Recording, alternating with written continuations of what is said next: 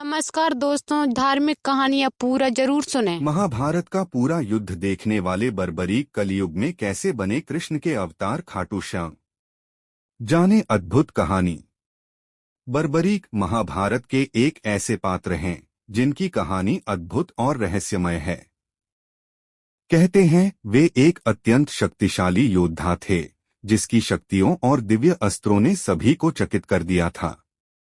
लेकिन भगवान श्री कृष्ण ने उसे केवल युद्ध का एक दृष्टा मात्र बना दिया। सुने बर्बरीक के भगवान खाटू श्याम बनने की यह अनोखी कहानी। भारतीय महाकाव्य महाभारत में अनेक वीर और योद्धाओं का वर्णन है। अपने शौर्य और पराक्रम से इतिहास में अमर हैं अर्जुन, भीम, कर्ण, भीष्म पितामह, द्रोणाचार्य, अभिमन्यु, घटोत्कच, एकलव्य आदि कुछ ऐसे ही नाम हैं।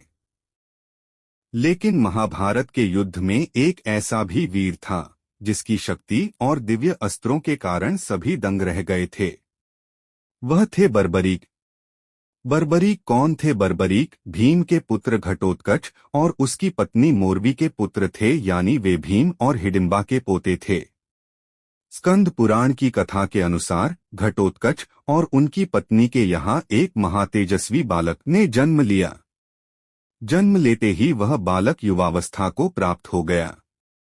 तब घटोत्कच ने उसे को सीने से लगाकर कहा, हे पुत्र, तुम्हारे केश घुंघराले यानी बर्बराकार हैं, इसलिए तुम्हारा नाम बर्बरीक होगा।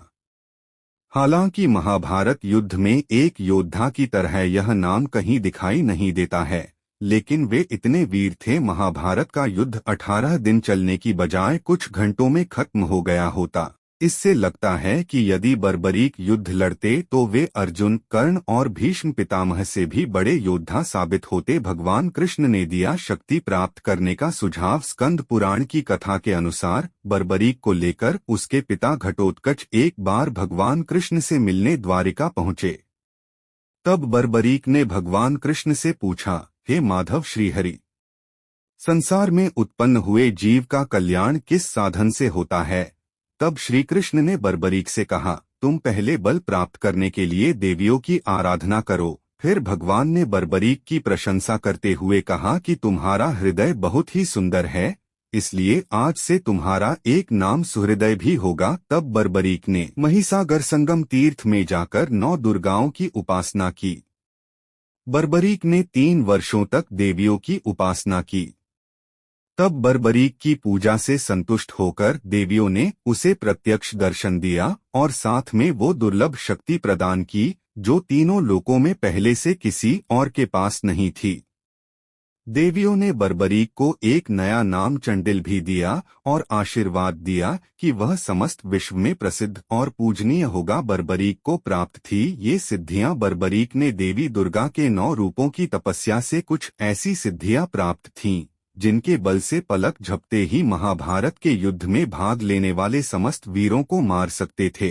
कहते हैं बर्बरीक की तपस्या से प्रसन्न होकर देवी माता ने उन्हें 3 अद्भुत बाण दिए थे, इसलिए उन्हें 3 बाणधारी भी कहा जाता है। माना जाता है कि उसके पास ऐसी धनुर्धारी विद्या थी जिससे वे केवल महाभारत का युद्ध ही नहीं, संपूर्ण पृथ्वी का विनाश मात्र 3 तीरों में ही कर सकते थे। लेकिन बर्बरीक को उनकी माता मोरवी ने यह सिखाया था कि सदा ही पराजित यानी हारे हुए पक्ष की तरफ से युद्ध करना, और वे इसी सिद्धांत पर महाभारत का युद्ध लड़ना चाहते थे। लेकिन जब भगवान कृष्ण से उसकी मुलाकात हुई तो पूरी कहानी ही बदल गई। भगवान कृष्ण ने मांग लिया शीश। जब यह निश्चित हो गया कि कौरवों और पांडवों में महाभारत युद्ध होकर ही रहेगा, तब बर्बरीक भी युद्ध में सम्मिलित होने की इच्छा लेकर अपने नीले घोड़े पर सवार होकर अपने 3 बाण और धनुष के साथ कुरुक्षेत्र की रणभूमि की ओर अग्रसर हुए। वहां भगवान कृष्ण ने एक ब्राह्मण का वेश धारण कर बर्बरीक की परीक्षा ली। वे जान गए कि यदि बर्बरीक ने युद्ध में भाग लिया और तीनों बाणों को प्रयोग में लाया तो तीनों लोकों में हाहाकार मच जाएगा, युद्ध कुछ पलों में ही खत्म हो जाएगा। श्री कृष्ण ने बर्बरीक से पूछा कि वह युद्ध में किस ओर से शामिल होगा, तो बर्बरीक ने अपनी मां को दिए वचन को दोहराया कि वह युद्ध में उस ओर से भाग लेगा जिस ओर की सेना कमजोर हो और हार रही होगी। श्री कृष्ण जानते थे कि युद्ध में हार तो कौरवों की ही निश्चित है, लेकिन बर्बरीक ने कौरवों का साथ दिया तो परिणाम कौरवों के पक्ष में ही होगा। बर्बरीक के बारे कहा जाता है कि वे बहुत दानवीर थे। यह बात सर्वव्यापी भगवान कृष्ण जानते थे। ब्राह्मण वेश में श्री कृष्ण ने बर्बरीक से उनका शीश दान में मांग लिए। बर्बरीक क्षण भर के लिए सोच में पड़ गए, लेकिन वे अपनी दानवीरता पर दृढ़ रहे। तब उन्होंने ब्राह्मण से अपने वास्तविक रूप से अवगत कराने की प्रार्थना की। कहते हैं, तब श्री कृष्ण ने उन्हें अपना विराट रूप दिखाया।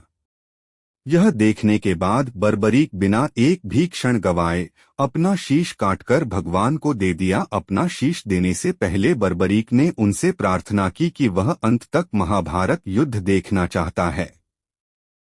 श्री कृष्ण ने उनकी यह बात स्वीकार कर ली। उनका सिर युद्धभूमि के समीप ही एक पहाड़ी पर सुशोभित कर दिया।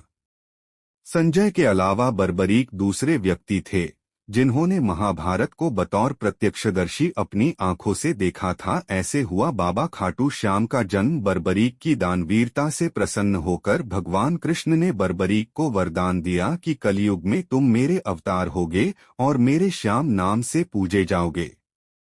खाटू नामक ग्राम में प्रकट होने के कारण खाटू श्याम के नाम से प्रसिद्धि पाओगे।